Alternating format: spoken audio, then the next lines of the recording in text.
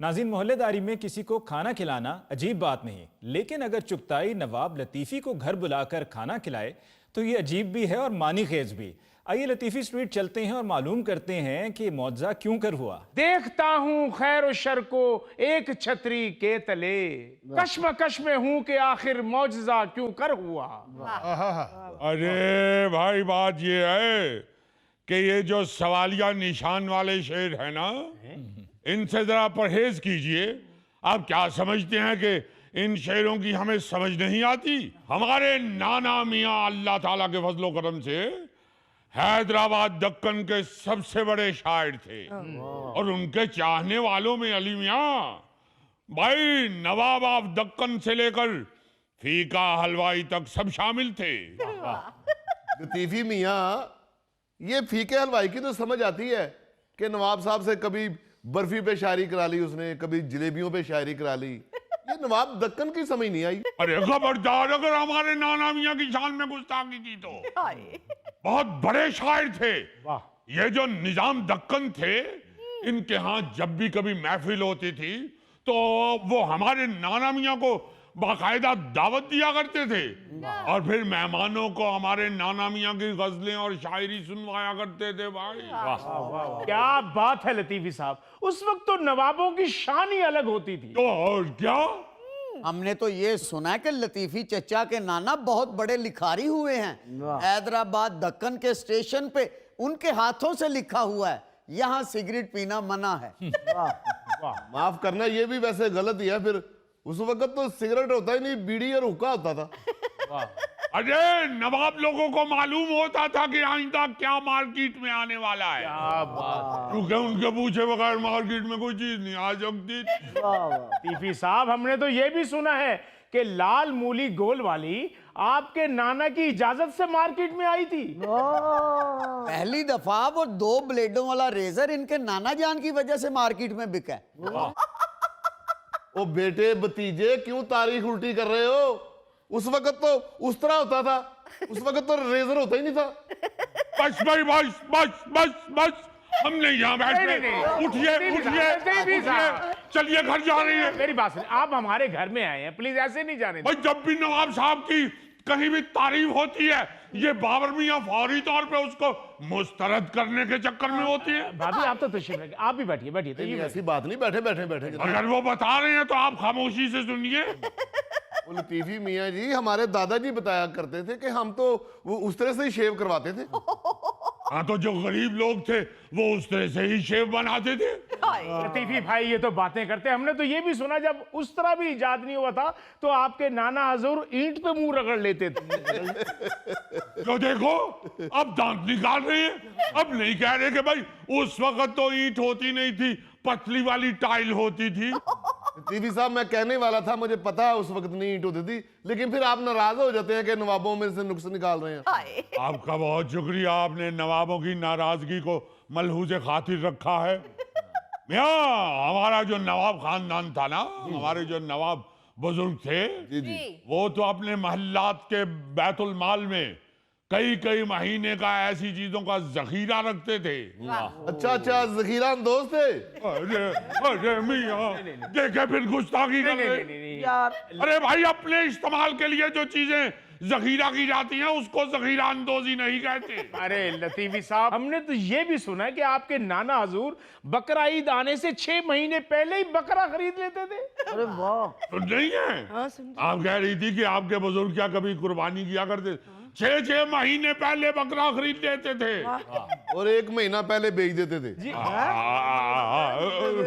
उठ जाइए उठ जाइए उठ जाइए, घूंघट निकालिए, घूंघट निकालिए। ये फिर इन्होंने गुस्ताखी की है नवाब साहब की शान में। लतीफी चचा, बाबर अंकल को तारीख का पता ही नहीं है। बाबर अंकल, लतीफी चचा बड़े लोग हैं। हैदराबाद दक्कन में सबसे पहले खाले इकट्ठी करने का स्टाल इनके नाना ने लगाया था। सुन रही है। और हम उस वक्त छोटे छोटे हुआ करते थे, सारे उनके नवासे नवासियां इकट्ठे होके खालों को नमक मला करते थे। खालों को नमक लगाते थे? नवाब साहब, ਤੁਹਾਡੇ नाना जी हैदराबाद दक्कन रहंदे सन या तेजाब हत्थ रहंदे सन? अरे मियाँ, हम तो हैदराबाद दक्कन के नवाब ठहरे। तेजाब हाथे तो हमारे ससुराल रहते थे, जहां हम बारात लेके गए थे 6 घोड़ों वाली बग्गी पे। क्या बात है जी, नवाबों की तो शान ही अलग होती थी। मुझे तो यकीन नहीं आ रहा कि मेरी आंखें क्या देख रही हैं और कान क्या सुन रहे हैं। शेर और बकरी एक ही घाट पर बैठे हैं और एक दूसरे की तारीफ भी कर रहे हैं। अरे मियां, लिहाज और वफादारी भी किसी चिड़िया का नाम है। और हम ठहरे नवाब इब्ने नवाब। इन बातों का हमसे ज्यादा भला किसे इल्म हो सकता है? मगर आप पहले यह वजाहत कर दें कि आपने बकरी किसे कहा है और शेर किसे कहा है। क्योंकि मियां, नवाब वकारुद्दौला की औलाद बकरी हो ही नहीं सकती। और देखिए चुगताई मियां, हमने आपको नहीं कहा, ये तो एंकर मियां कह रहे हैं। देख लें। लतीफी चचा, छोड़ें ये शेर और बकरी की बहस को। आप ये बताएं कि आप चाय पियेंगे या कहवा? वैसे चुगताई साहब के घर की चाय बड़ी लाजवाब होती है, दिल करता है 4-5 कप पिए। लेकिन मैं तो आज कहवा पीऊंगी। लो बताओ, उधर से फरमाइशें शुरू हो गई हैं। पहले भाई आप इन दोनों के लिए जाके पहले एक समावार चाय का और एक समावार कहवे का भर के ले आइए।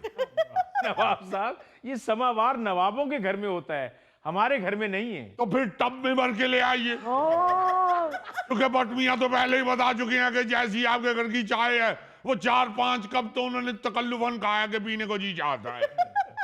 घूंघट निकालिए। ओहो लतीफी साहब, आपको पता ही नहीं चुगताई साहब के घर की चाय कितनी मजेदार होती है।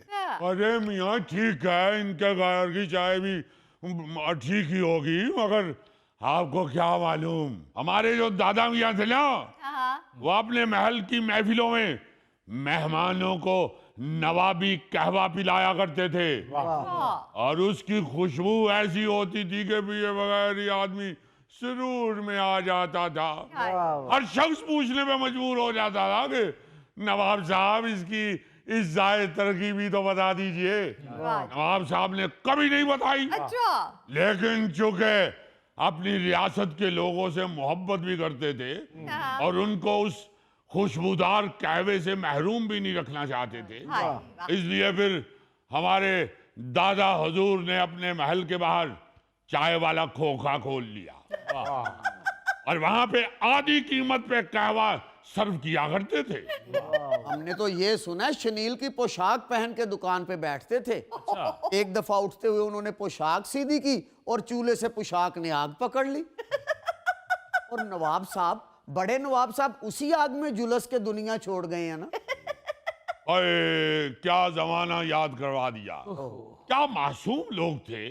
नवाब साहब पोशाक को आग लगने की वजह से दौड़ना शुरू हो गए। लोगों ने समझा शायद नवाब साहब हमें खुश करने के लिए कोई आइटम कर रहे हैं। किसी ने बचाया ही नहीं। फिर दादा हुजूर अगले चौक में जाके झुलस के गिर गए। क्या बात है अली साहब, वफादारी वाले लोग थे ना, नवाब थे नवाब, इसलिए कह ही नहीं सके बचाओ बचाओ बचाओ बचाओ। मैंने उन्हें बहुत कहा कि मुझे सिखा दीजिए कहवा बनाना, मगर उन्होंने नहीं बताया। इन्होंने भी नहीं कहा उन्हें कि सिखा। अरे कहा था हमने, दूर अंदेश लोग थे, हमने कहा अपनी बहू को ही कहवा बनाना सिखा दीजिए। कहने लगे मियाँ आइंदा ऐसी बात न करना, किसी दिन भी तुम्हारे साथ इसकी अनबन हुई तो ये गुस्से में आके हमारे मद्दे मुकाबिल कहीं खोखा न खोल ले। मगर ये देखिए, कहवे की तरकीब भले उन्होंने आपको नहीं सिखाई, मगर हवेली तो आपके नाम कर गए।